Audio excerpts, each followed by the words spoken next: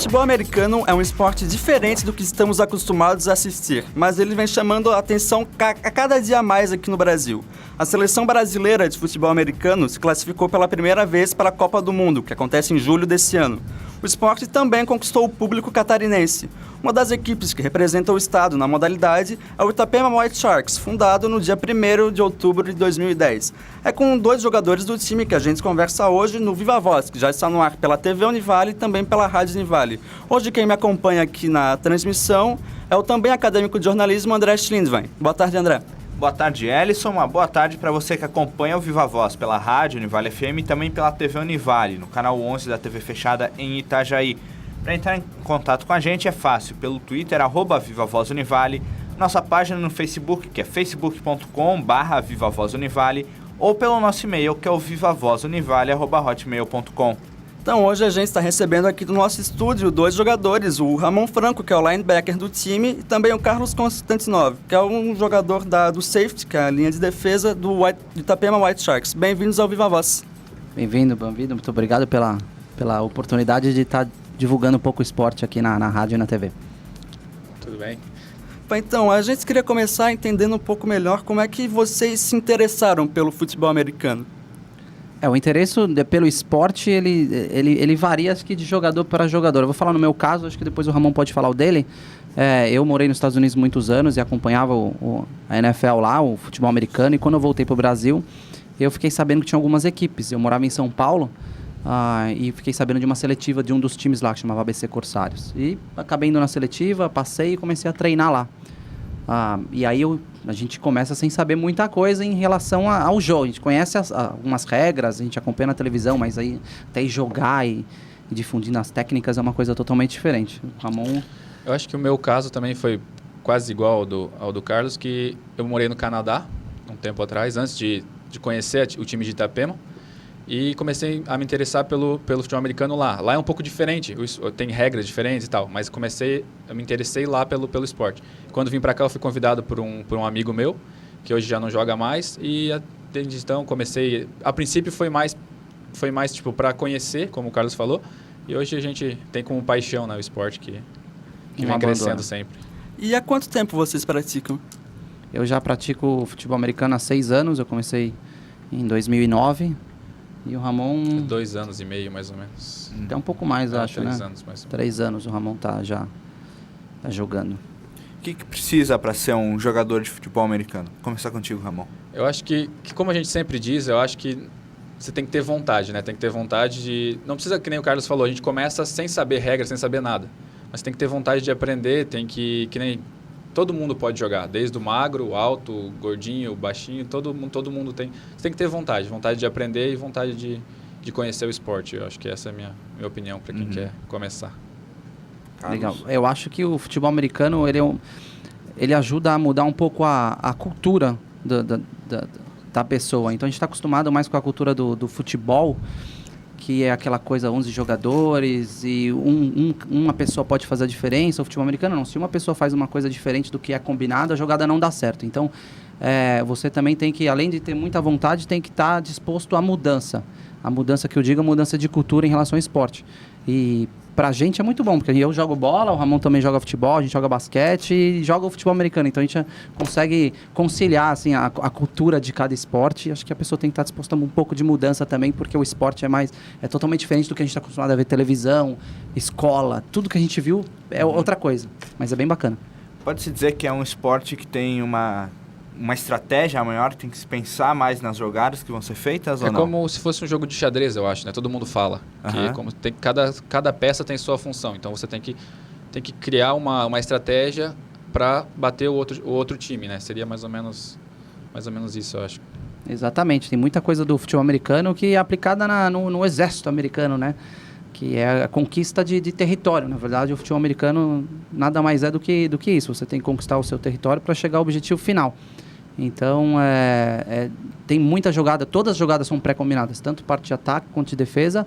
Pode ser que alguma coisa mude de acordo com a formação de cada equipe, mas as jogadas são combinadas e treinadas, todas bem treinadas. Cada equipe tem um playbook, que a gente fala, que é um livro de jogadas, e a gente executa nos jogos essas jogadas que são treinadas, né? Até para quem está acompanhando o programa, não conhece direito, pode explicar um pouquinho como que funciona o esporte, Carlos? Carlos sou eu. Bom, o futebol americano, na verdade, ele é o que eu falei, ele é um jogo de conquista de território. Então a gente tem a equipe de ataque e a equipe de defesa. Quando a equipe de ataque do time A está em campo, a equipe de defesa do time B está em campo e aí os papéis se invertem, né? Você tem, na verdade, quatro chances para conquistar 10 jardas, que são mais ou menos aí uns 9 metros e pouco, 9 metros e meio. E dentro dessas quatro chances, você pode ou passar a bola para frente, passar a bola, ou você pode entregar a bola para um carregador, que a gente chama, um running back. Então, aí você vai conquistando. Caso você não consiga conquistar essas 10 jardas, você devolve a bola para outra equipe entre o time de ataque do time B e o time de defesa do time A. Aí os papéis se invertem. Mas assim, para você explicar especificamente, eu ia passar aqui algum tempinho. As regras, tem um livro de regras gigante que até hoje, que eu jogo há 6 anos, eu não sei ele completamente. É meio complexo o esporte, mas complexo você consegue jogar. Mas tem muita falta que você vai fazer que você fala, eu não fiz, o juiz fala, você fez essa falta. Aí... E cada ano vem aperfeiçoando essas regras, né? Cada ano que vem, eles vão tentando priorizar a segurança do jogador. Como é um esporte de muito contato, muita gente fala, você joga aí, você vai se machucar. Mas todo ano, o livro de regras vai aperfeiçoando para melhorar a segurança. Então, é muita coisa, eu acho, para explicar agora, talvez. Pois é, Ramon, você tinha comentado agora a respeito dessa questão de o esporte do futebol americano ser considerado um esporte violento, mas ele é um esporte de impacto. Dá para dizer que ele é violento de verdade, ou como é que funciona essa questão da segurança no jogo e tal? Eu acho que a segurança... tem a segurança. Ele é violento porque a gente vê muito contato, muita coisa assim, mas é difícil você ver alguém se machucando, porque todo jogador que está no esporte sabe como chegar no contato, sabe como se proteger do contato. Então, por isso que tem tanto treinamento, tem tipo, a gente aprende bastante isso. Então, acho que se machucar é raro você ver, até na própria NFL, que o nível é bem maior do que aqui, é difícil você ver alguém se machucando, porque a gente é treinado para fazer o que a gente faz, né? Eu vou dar um exemplo aqui, eu jogo, como eu falei, eu jogo futebol também, jogo basquete, não da maneira que eu jogo futebol americano, que a gente treina em equipe e tal, mas na brincadeira de futebol a gente machuca mais, ou eu vejo mais jogadores machucados toda segunda-feira do que eu vejo saindo nos treinos do futebol americano ou nos jogos. No basquete, então, é pé torcido toda terça. E vocês podiam falar um pouco mais também dos equipamentos que são utilizados, que a gente vê a ombreira, vê o cara realmente bem encorpado, de equipamentos também, né? A gente tem os equipamentos básicos de jogo, que a gente tem primeiro o capacete, que é para proteger a cabeça, obviamente, e um shoulder pad, que é uma ombreira. Essa ombreira que protege essa parte do peitoral e os ombros, que você também utiliza para encaixar o tackle, que você nada mais nada menos do que derrubar o jogador. Aí tem os equipamentos auxiliares, tem que ter o protetor bucal, que é obrigatório. E nas pernas a gente usa o que a gente chama 7 pieces, que protege uma camada que protege as coxas, protege o joelho, protege aqui a lateral, os quadris. Então tem jogador até que acho que não utiliza aqui no Brasil. Os obrigatórios no Brasil é helmet e shoulder, que não tem como jogar sem, e o protetor bucal, que é obrigatório. Tem uma chuteira específica para o futebol americano, que não é a mesma do futebol, porque ela tem uma trava diferente, porque muda de direção bastante o jogo.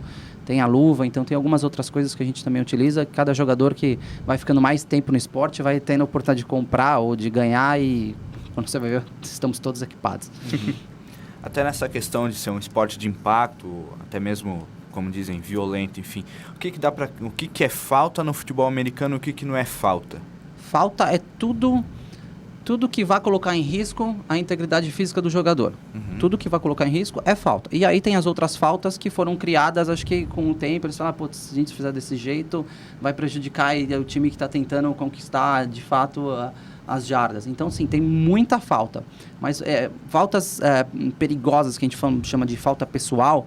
Falta para expulsão, vamos dizer assim, como se fosse no futebol normal. Tem expulsão no futebol americano, mas para você ser expulso, você tem que cometer 2 faltas antiesportivas no jogo, ou você tem que fazer, brigar dentro do campo, fazer alguma coisa bem, bem ruim. A maior perda que um time tem são, na verdade, as jardas na hora do jogo. Então, se você comete uma falta, que é essa falta pessoal, por exemplo, empurrar segurar um jogador pela grade do capacete e puxar, você pode machucar o pescoço, é bem perigoso. Então, é uma falta de 15 jardas. Então, você não... Como o esporte americano é muito coletivo, a última coisa que você quer fazer é prejudicar o seu time. Porque aí todo mundo vai ficar com muita raiva de você. Então, você agarrar o capacete, você vai perder 15 jardas. Então, você está lutando para conseguir segurar um time e vai lá, 15 jardas, aí você toma esse prejuízo. Então, tem, assim... é o que eu falei, tem um livro de regras gigante, tem muita falta, e não dá para explicar todas aqui, mas as pessoas que têm curiosidade podem entrar no site da Federação Catarinense que tem o livro de regras lá.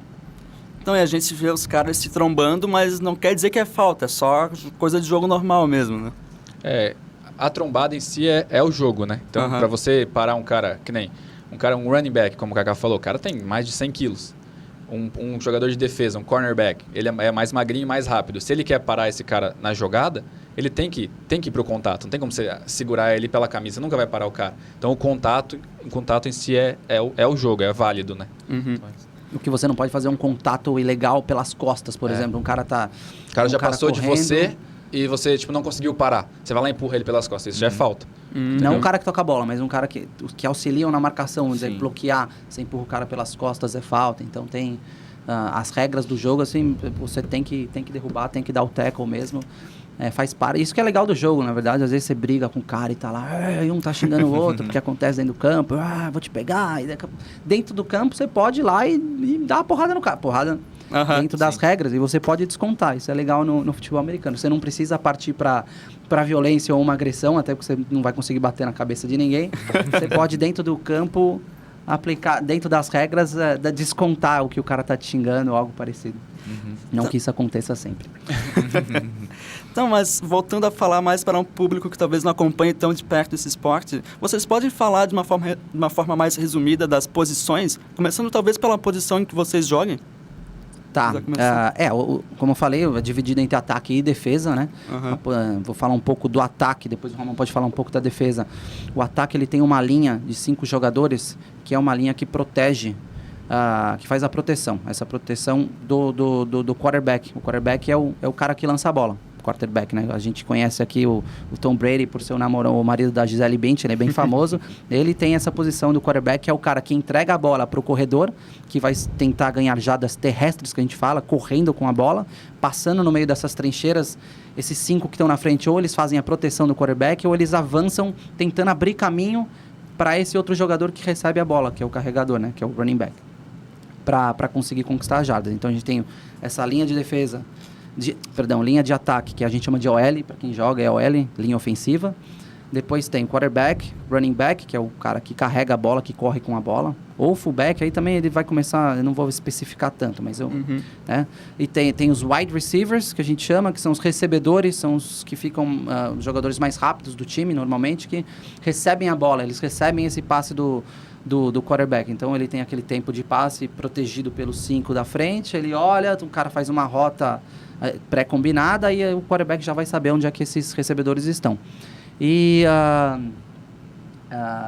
tight end também pode ser utilizado como um recebedor ou como ele é um coringa dentro do ataque, né? Ele pode ser um recebedor ou pode ajudar também nesse bloqueio para abrir caminho ou para segurar o time de defesa para o quarterback ter mais tempo para fazer o passe. Acho que é isso. Agora é defesa. O time de defesa é composto assim como no ataque tem uma linha de 5 para proteger o quarterback, a defesa tem uma linha de 4 jogadores. A princípio são 4 jogadores. Essa linha tem que avançar essa linha do ataque, tentar pegar o quarterback. Seria o oposto, né? Uma protege, a outra tem que passar pela linha de ataque. Daí tem os linebackers, que é a posição que eu jogo, que eles teoricamente eles têm que parar a corrida. Quando o running back recebe a bola e tenta ganhar essas jardas terrestres, a gente tem que tentar parar. Então, essa é a função onde eu jogo. Tem os cornerbacks, que são os jogadores que mais abertos do campo, da defesa, que marcam os wide receivers, que são os recebedores. Eles têm que tentar, ou defletar essa bola, não que essa bola não chegue nos recebedores. E os safeties, que é a posição que o Carlos joga, que são os últimos homens da defesa, lá atrás. Eles têm a função de fazer, teoricamente, tudo. Proteger o passe e ajudar nas corridas, né? É o último homem do campo. Se passar dele, a gente tá... A posição é safety justamente porque o cara tá lá como segurança. Né? Se passar de todo mundo correndo, ele tem que tubar. Se tiver um passe, ele tem que ajudar os corners a a não deixar o recebedor receber, obviamente, essa bola. Então a gente vai para um intervalo agora rapidinho. A gente está falando com Ramon Franco e Carlos Constantinovo, jogadores do Itapema White Sharks. Voltamos já já. Viva a Voz já está de volta. Hoje a gente está falando de futebol americano com Ramon Franco e Carlos Constantinovo, jogadores do Itapema White Sharks. Então, quando o esporte começou a ser praticado aqui no Brasil, ele tinha muitos jogadores amadores, né? Isso vem mudando? O esporte vem se profissionalizando? Como que está essa situação, Ramon? Eu acho que até hoje o esporte no Brasil ele é considerado um esporte amador, porque já foi tentado uma liga profissional aqui, mas acabou não dando certo por talvez, não sei se falta de incentivo. Falta de investimento, simples. Falta de incentivo, né? Então eu acho que até hoje o esporte é considerado um esporte amador, mas vem crescendo demais, vem atraindo olhares até dos próprios Estados Unidos.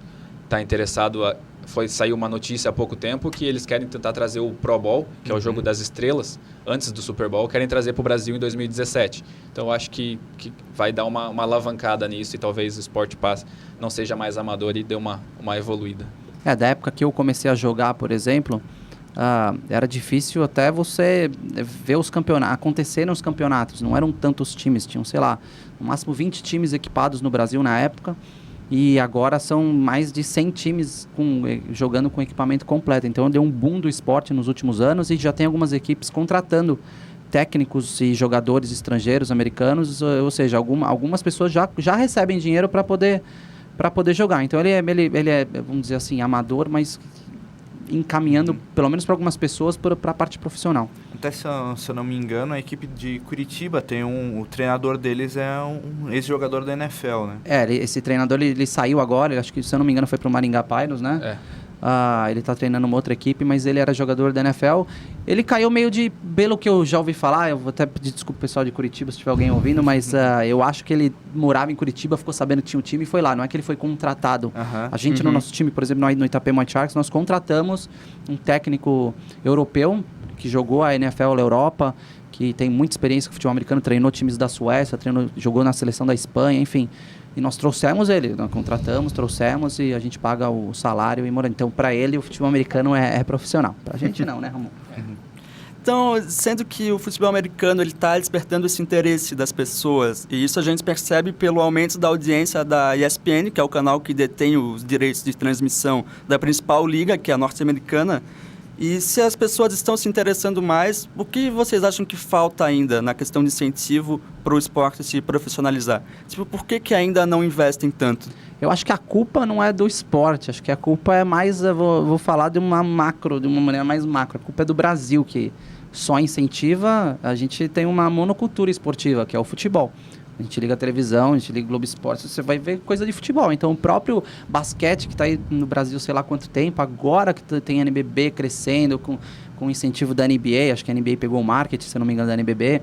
A gente pega o handball, que o handball, a gente treina handball nos colégios, tem um baita potencial para ter uma liga profissional aqui no Brasil. Os melhores jogadores acabam sendo, obviamente, importados, e a própria equipe feminina do Brasil foi campeã mundial, e sendo que tem algumas, eu acho que nem recebem um salário digno para jogar um esporte de alto rendimento. Então, acho que acontece com o futebol americano também, além de ter o problema de ser no Brasil, o futebol americano jogado no Brasil, tem a questão de ser um esporte novo, de gerar ainda dúvidas nas pessoas, que é um esporte violento, de bater, de as pessoas não entenderem. Mas tem crescido realmente muito.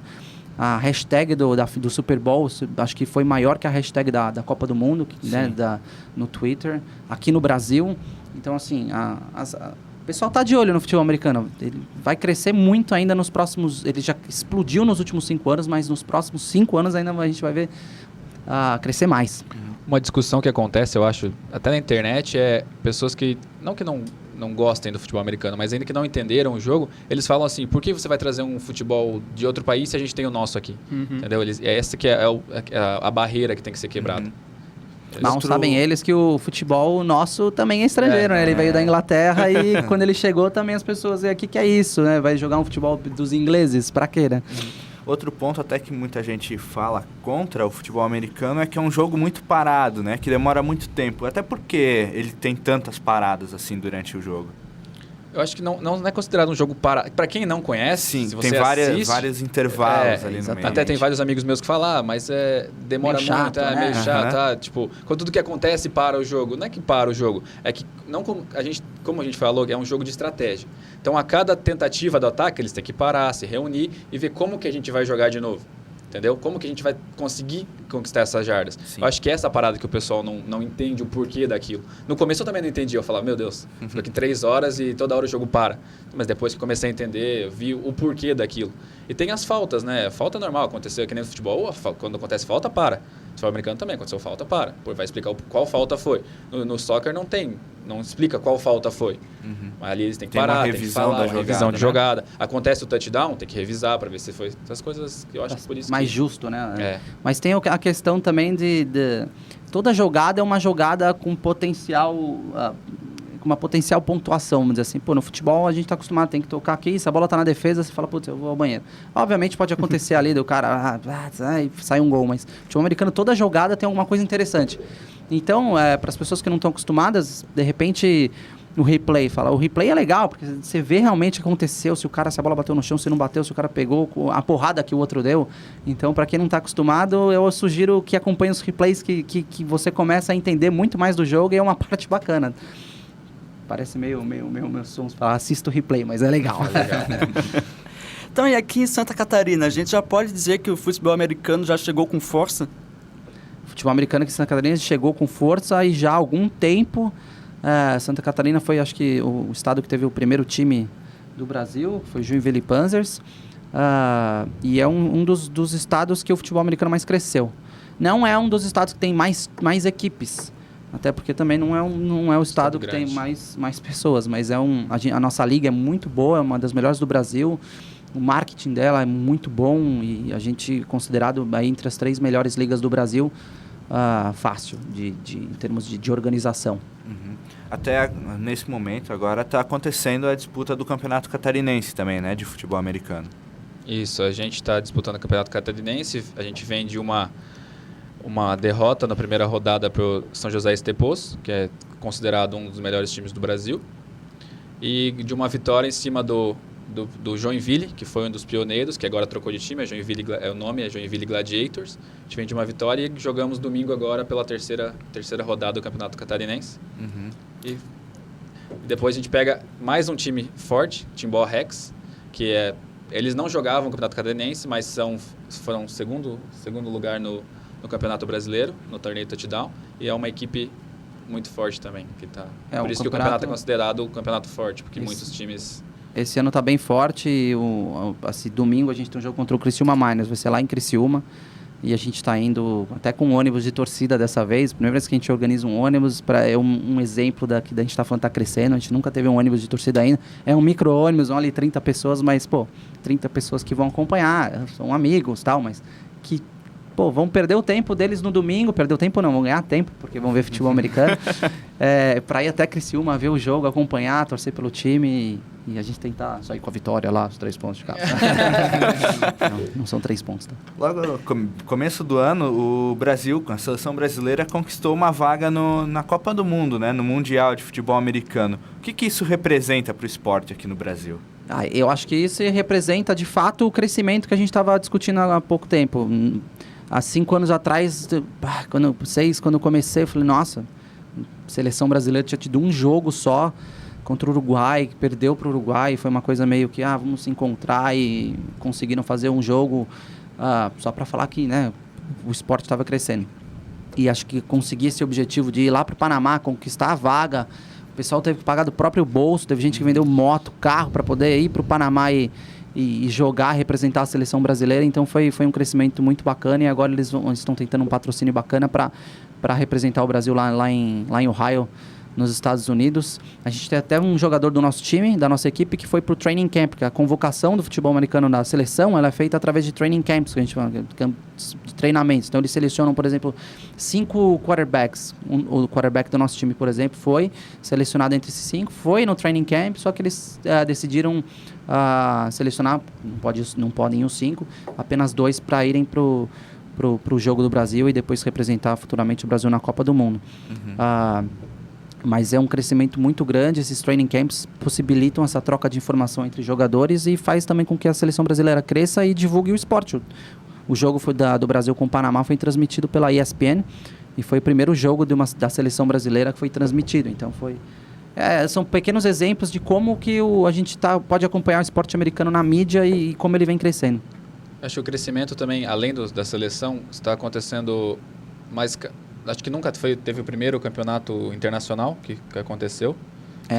O primeiro time que conseguiu, do Brasil, que conseguiu jogar um torneio internacional, um torneio da América Latina, que foi o Corinthians.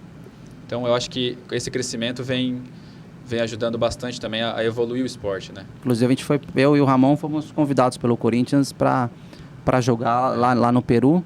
E a gente foi com a equipe do Corinthians e foi campeão latino-americano jogando lá no Peru contra um time do México, da Colômbia e lá do próprio Peru. E do Peru.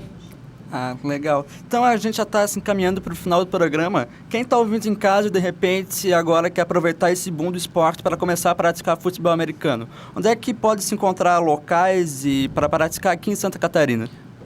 Primeiramente eu vou divulgar o do nosso time, que é de Itapema, mas tem gente de toda a região, tem muita gente de São João Batista, de Tijucas no nosso time, tem gente de Canelinha, tem gente de Porto Belo, Itapema, Balneário, Itajaí inclusive tem alguns jogadores, tá? Então as pessoas podem procurar a página do time, que é Facebook/Itapema White Sharks, dá uma curtida lá na página e qualquer informação que precisar pode falar inbox. Para os que moram na região de Joinville, tem o Joinville Gladiators. Aí todos os times têm página no Facebook, acho que é a maneira mais fácil de contatar os times e ficarem sabendo das próximas seletivas, ou até mesmo se pode de repente acompanhar um treino.